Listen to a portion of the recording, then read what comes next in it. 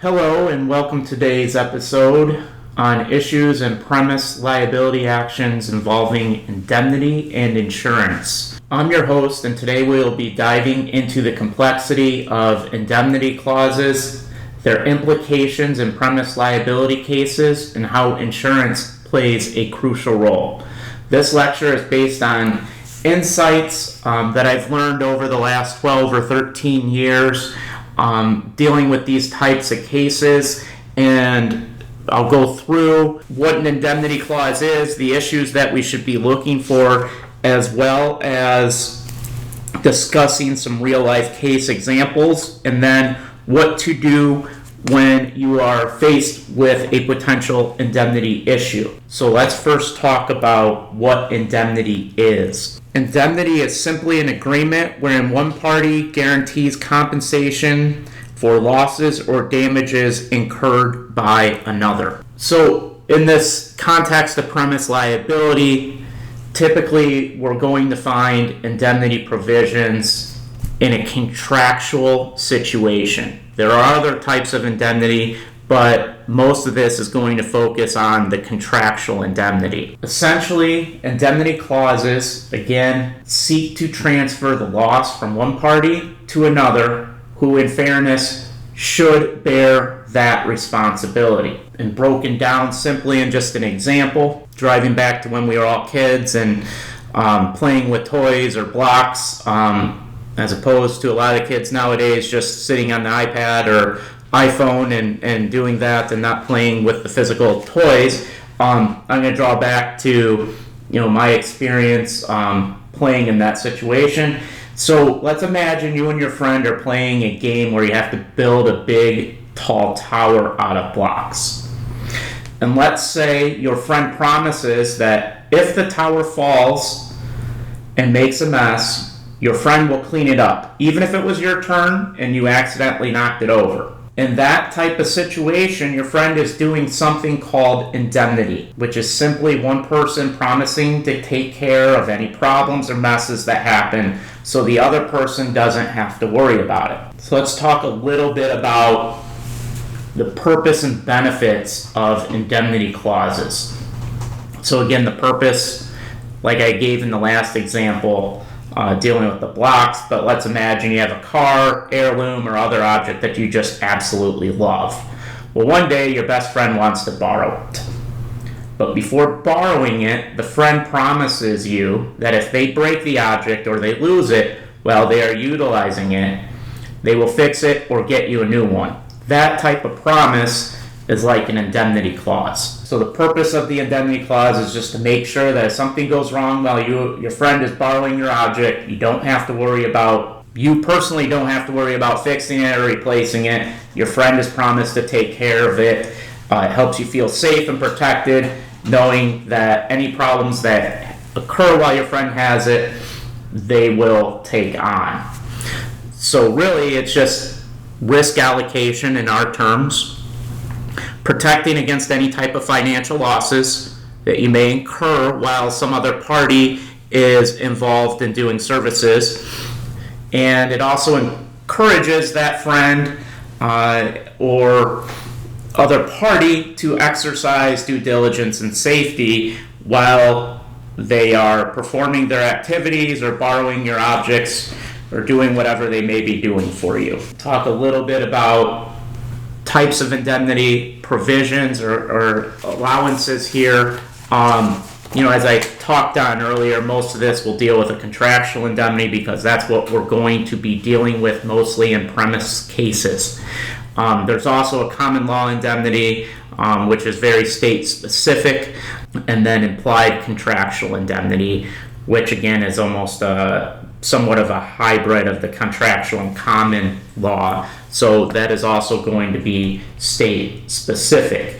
But the easy way to remember these are, the contractual is explicitly stated in a contract. It should have its own subheading most of the times and discusses the allocation of fault and risk.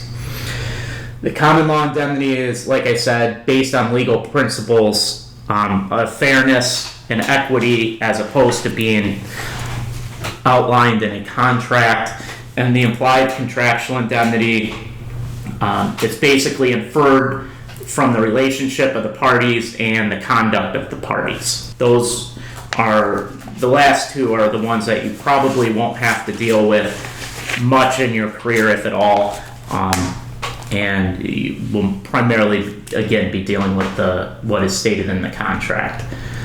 So where are contractual indemnity clauses typically found?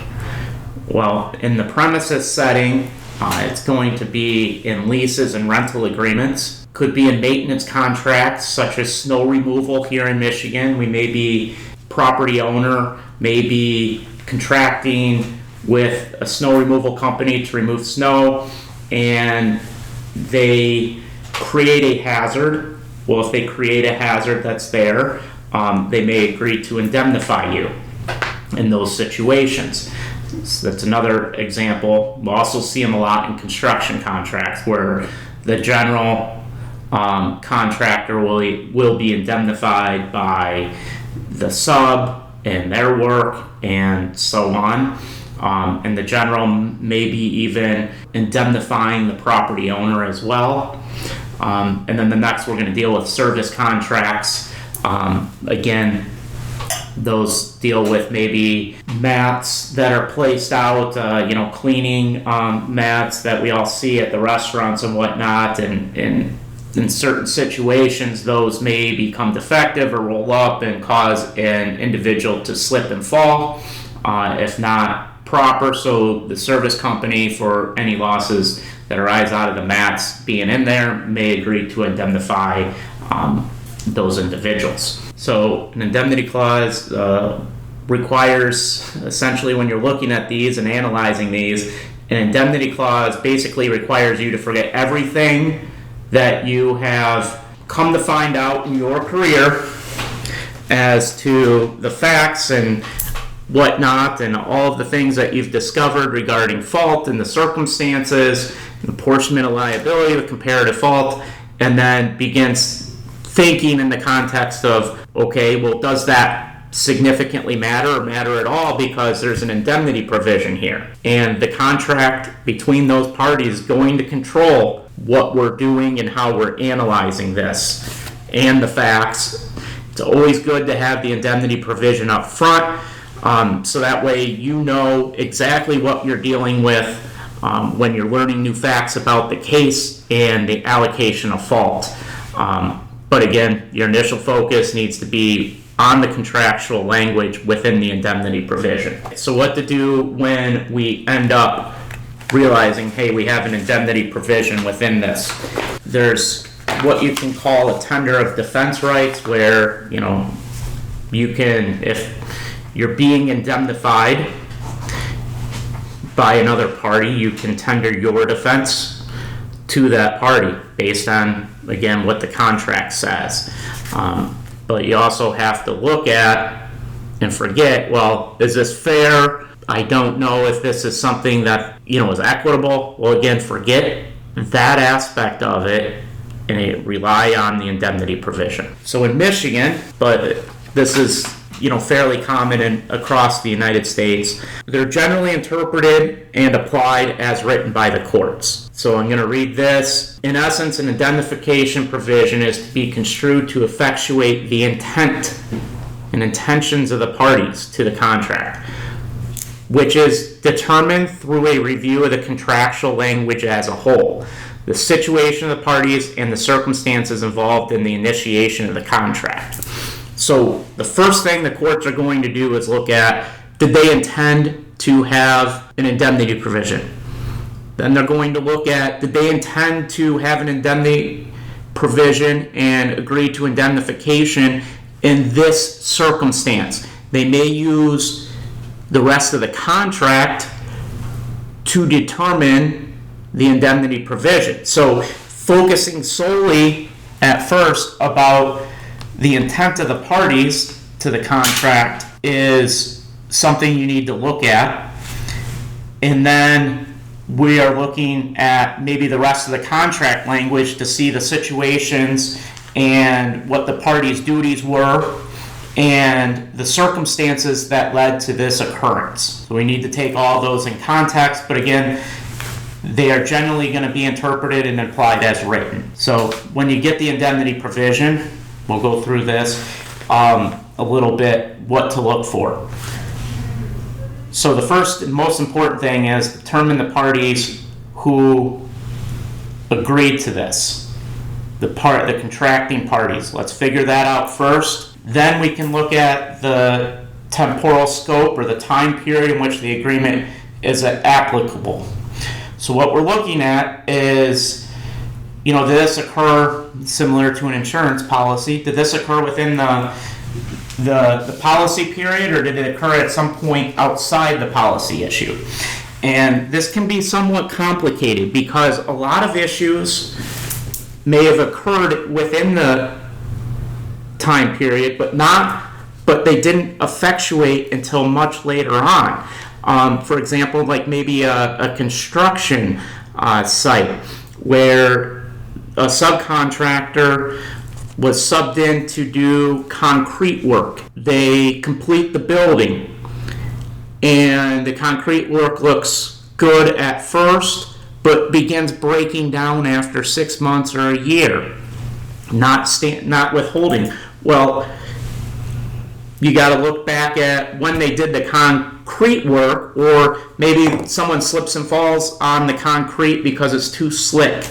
Well, then it becomes maybe that occurrence occurred outside the scope of that contract, but did the work occur within the contract?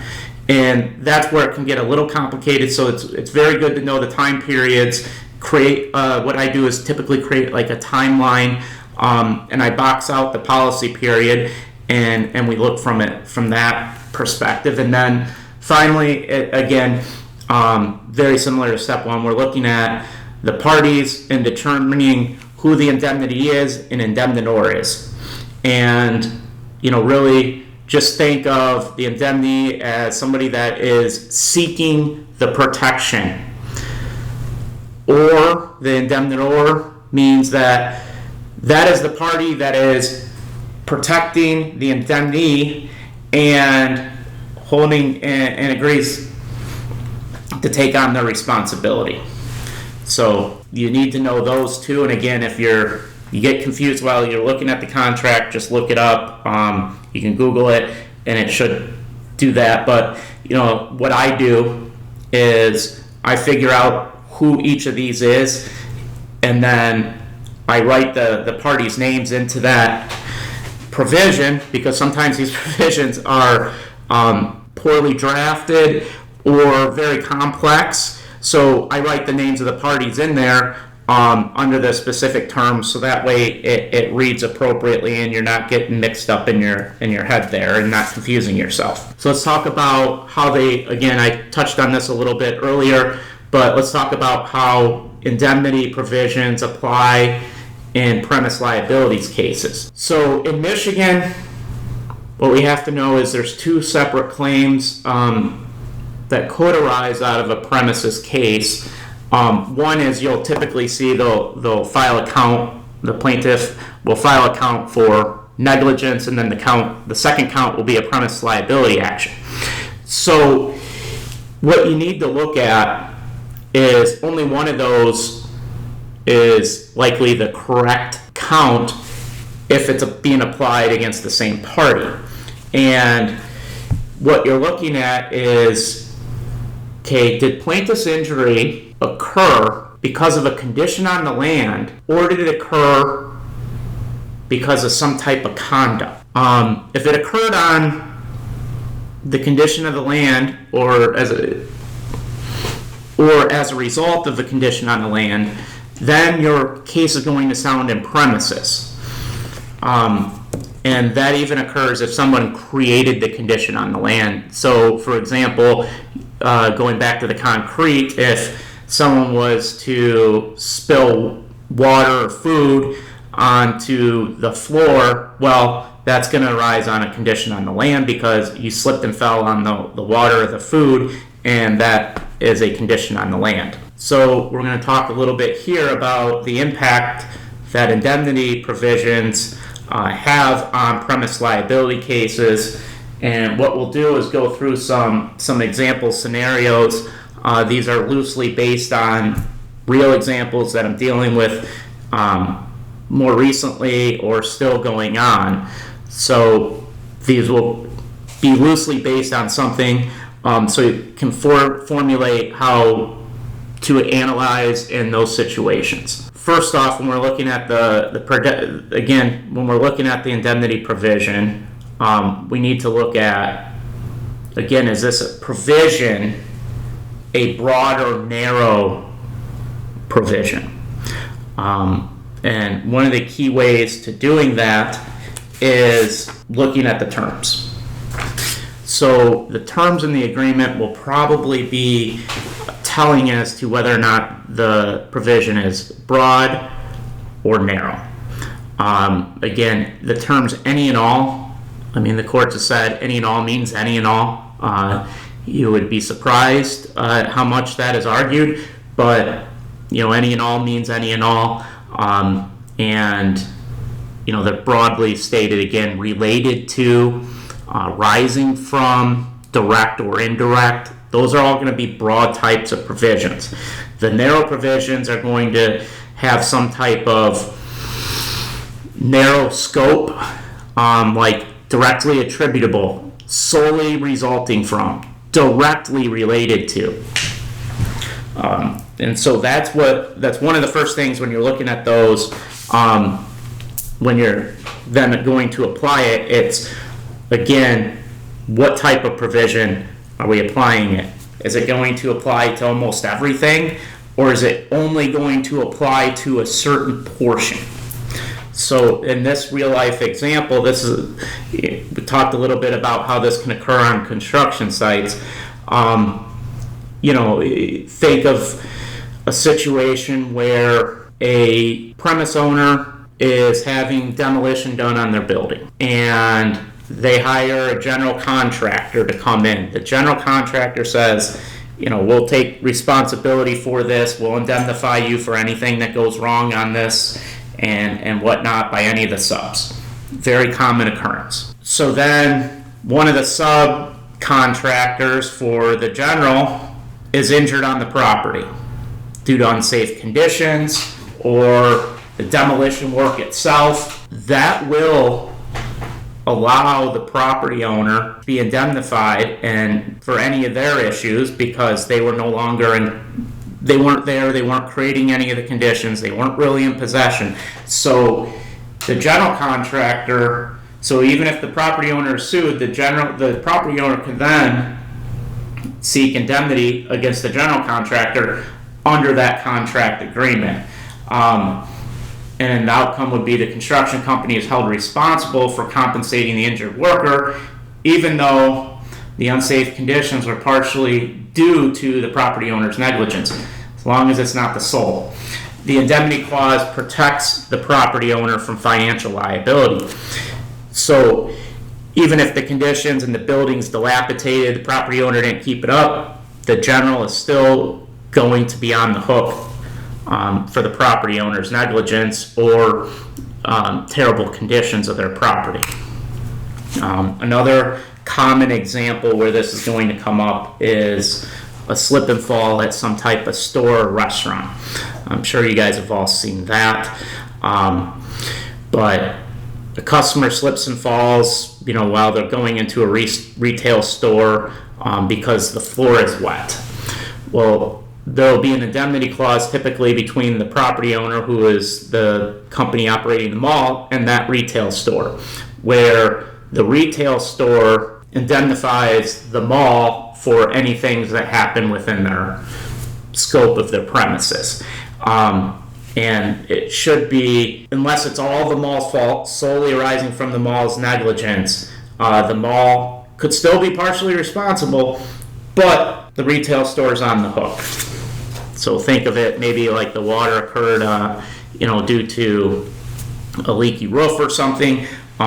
That's where it's going to get very factually intensive and whatnot. But, if it just arose, no one really knew how the water or substance got there, and they fall on the premises, they're going to take they're going to be able to get indemnity from the retail store. And then the third example I'll go through here is, again, where we'll see it in the residential premises. And again, it can go in a lot of different ways, but one of the more unique ways, and loosely based on some real life cases, let's just say Elm Street Properties purchased an unoccupied skyscraper in a downtown area.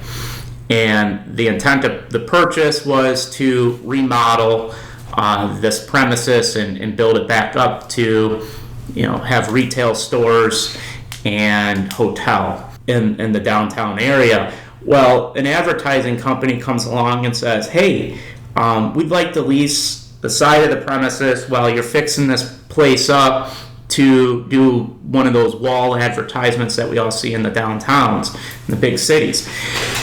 So they then, this national company then subcontracts the work for placing the sign up on side of the building to one of their subcontractors that they've used in the past. Well, let's say one of those subcontractors is walking down the stairs of this building that's dilapidated, and they fall because there's no working electricity in the building, again, because it's dilapidated.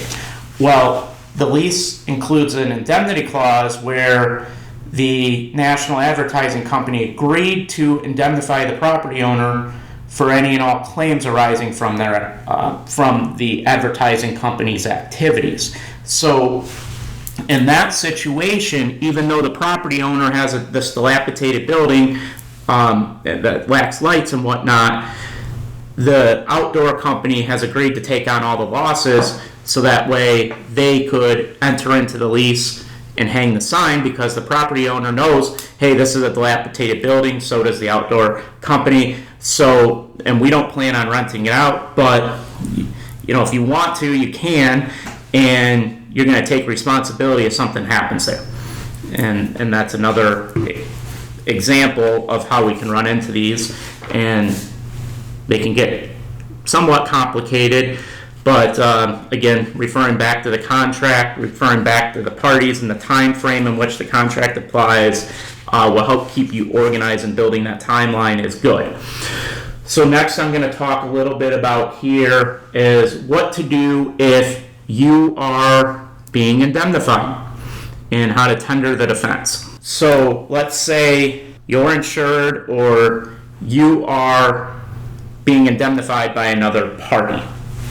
How do we approach this, and what do we do? Well, there's several different ways we can do it, but early is the best way to get out in front of this situation and know that that's going to be an issue in the case. So what we're going to do is, again, review the policies, review the contract, determine who the appropriate party is that we're tendering the defense to, collect all the documents as part of the tender letter. I like to say exhibits. You have Exhibit 1, which is more than likely going to be the contract and the indemnity provision, and then Exhibit 2 might be a pre-suit demand or other things that you have accumulated as part of the ongoing process. Include, the claim, the policy details, and any correspondences that will be helpful, where there might be correspondence between your insured and the other party that owes you indemnity, where they're like, well, hey, we'll pick up the tab on this fall or this injury. Those are also extremely important to include.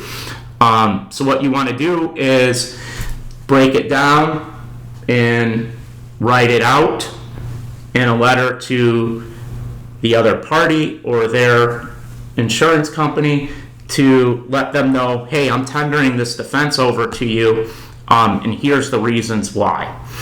If you need any help in drafting any of those or looking it over, I'm more than happy to help. I've written several. I have a good amount of examples if you need that.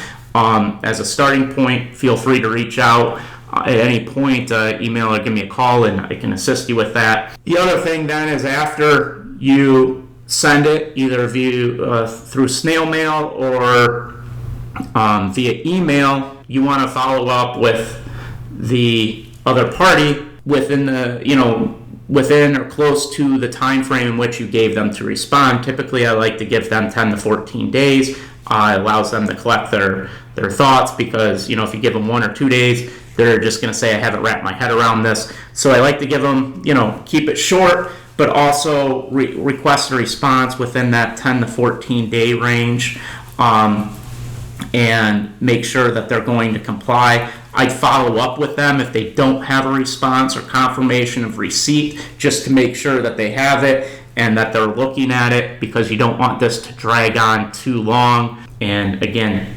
sometimes time is of an essence on this situation. So what to do if they say, we're not going to pick up the defense, or we don't believe this applies? Well, you've already really tendered and made that request. So your other option would be, as if a suit is already filed, what you would do is likely file a cross-claim against the co-defendant who is supposed to be indemnifying you. But know that, this is going to increase because you got multiple parties. This may increase if you're on the other side of it and you're the one picking up the tab, or could be picking up the tab. You have to understand, at that aspect, you're now paying, or potentially paying, if there's a judgment or a finding that there's indemnity owed. You may have paid just 2 attorneys basically to fight against you, and you want to make sure you keep a detailed record of what is going on, and make sure that your response to a tender defense is very important as well. And again, if you need some examples of those, I've written those as well. So you can just reach out again. But being on both sides and picturing this on both sides is definitely a good starting point, because if you're hit with a tender defense letter, you really need to look at it and make sure it applies. And again, time is of an essence, so you want to get back to them quickly, so that way additional action isn't taken where they're filing a cross-claim and now you're subject in litigation. So you want to make sure that those issues are taken care of up front, and you have a solid foundation to make those defenses. And again, here it is. You got about 3 options when you receive that tender defense. You can either accept it, reject it, or ask for more information, or tell them, listen, we need to have more information before we make this decision. And again, I'd respond pretty timely to this. If you need more time, sometimes you don't have all the records that you need. Communicate with them, pick up the phone, shoot them an email, tell them, hey, my intent is to comply within this time frame. However, I'm waiting on additional records from, one of these parties, and then I need time to review it, and they're not going to get it to me within, this time period, or it's going to be a close call. So I'll keep you updated as this progress goes, so that way you're staying in contact and communication, and you're reviewing it and doing your due diligence and making sure it applies. And then, if you're going to reject it, make sure, again, it's sent out, it's sent to the right party or parties, and you detail why you're rejecting it and the foundation and basis for that rejection. Maybe it's a narrow scope that we talked about earlier, and the individual that sent you the letter is interpreting it as a broad scope. So you really need to, again, look at these on both sides, make sure you understand the provision, and write that out and let the other side know. So before we wrap up here, I'm going to go through a couple things where there's some exclusions to it. And again, just pay attention, and this applies with basically building, construction, and design. And you'd be surprised, but this is a lot of where these cases come from. Familiarize with the statute. It's Michigan Compiled Laws, or MCL 691-991, which applies to building, construction, and design. I have the statute up here on the slideshow. If I think if you just Google MCL 691991, it's going to come up in there. You can pull it and save a copy for yourself. Better issue is just knowing that when you're dealing with an indemnity and it's dealing with a construction or building design or a public entity, that, hey, I remember there's a statute in Michigan on this, and we got to look at that statute to make sure that this provision is applicable or allowed under public policy. So just familiarizing yourself with just knowing that will help you identify that issue later on, and you can always pull this up. You can always give me a call, but just making sure that you know 691-991. I won't read the statute off for you, but a lot of this deals with the construction, and again, some of it is with the public entity and contractors and whatnot. So just make sure you are familiar with knowing that aspect if you're ever faced with that situation, and then you can pull it up and see if it applies in your situation. And this concludes my presentation today on insurance and indemnity issues. If you have any questions or comments or anything that arises, please feel free to reach out, shoot me an email, give me a call. I'll get back to you as soon as I can and take a look at it. And if you ever come up with an issue, I'm here. I can help out both sides, as far as accepting or rejecting a tender or just reviewing what the provision means. More than willing to help you guys out. But hopefully this presentation gave you some of the tools that you need to look through this and work your way through it, and really have a good general understanding of how indemnity provisions arise. One of the final things I'm going to say is one of the other issues that I see a lot of times is the indemnity and then the additional insured. Those sometimes will run together, but what you want to look at is, again, the additional insured, because that's another, if they're going to reject a defense, but yet they're also carrying additional insurance on that aspect, it's going to cut against the rejection of that, because it's going to be the contract in its totality. I just wanted to make sure I got that out there before we concluded today. But again, review the contract provision, review the contract as a whole, look at what the parties are, determine the time period of the contract, determine when the occurrence occurred, and whether it's inside or outside or could be related to, again, broad or narrow, could be related to some of the work that they did, like on the construction floor. Beyond that, again, I'm available if you ever need me. Feel free to reach out.